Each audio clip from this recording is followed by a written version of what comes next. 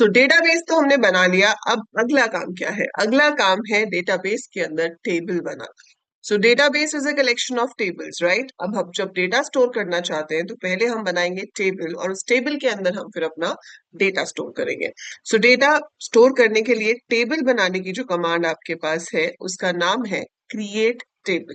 सो SQL में create table command की help से हम टेबल क्रिएट कर सकते हैं। Syntax is you write create table और उसके बाद आपको एक टेबल नेम देना होता है। This table name has to be any valid identifier, और उसके बाद आप स्टार्ट करते हैं round bracket. You have to mention the attribute name, मतलब कि कॉलम का नाम, जिस कॉलम के लिए आप डेटा स्टोर कर रहे हो। स्पेस देकर आप लिखोगे डेटा टाइप। स्पेस देकर ऑप्शनल होता है constraint. So if we want a column constraint, we can give it after the data type.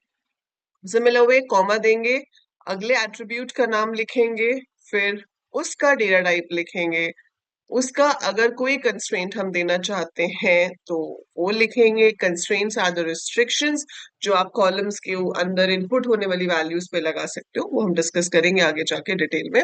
ऐसे करते करते आप जितने कॉलम्स बनाना चाहते हो बनाओगे, लास्ट में आप राउंड ब्रैकेट क्लोज करोगे and you will put a semicolon to end the query, और इसको हम एग्जीक्यूट करेंगे और हमारा टेबल उस डेटाबेस के अंदर क्रिएट हो जाएगा। ठीक है। अब एट्रीब्यूट नेम भी एक वैलिड आइडेंटिफायर होना चाहिए, जैसे कि आपके पास स्पेशल सिंबल्स एक्सेप्ट अंडरस्कोर्स में अलाउड नहीं होंगे, अल्फाबेट्स होंगे, फर्स्ट लेटर डिजिट नहीं हो सकता। Same is the case with table name and attribute name. Data types के हमारे पास बहुत सारे ऑप्शंस हैं, जैसे कि अगर मैं टेक्स्ट स्टोर करना चाहती हूँ तो आई कैन चूज कैर और वैरचर। I will explain you in a different video कि दोनों में क्या डिफरेंस है, पर दोनों ही स्ट्रिंग्स को स्टोर करने के लिए यूज होते हैं, टेक्स्ट को स्टोर करने के लिए।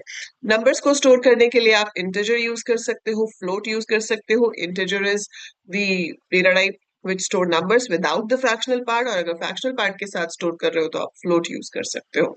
Similar way you can use date to store date value. इसके अलावा भी हमारे पास बहुत सारे डेटा टाइप्स होते हैं, जैसे कि we have logical, we have raw, जहां पर आप बाइनरी फॉर्म में डेटा स्टोर कर सकते हो। But these are few major ones जो हम यूज करते हैं। And once you write that, आपका टेबल क्रिएट हो जाता है। हम क्रिएट टेबल की एग्जैक्ट क्वेरी देखेंगे कैसे लिखनी है, बट उससे पहले आपको डेटा टाइप समझना है। And since it's a series of 3 minutes video, in the next video I will explain you the data types in detail. This is the syntax of create table command.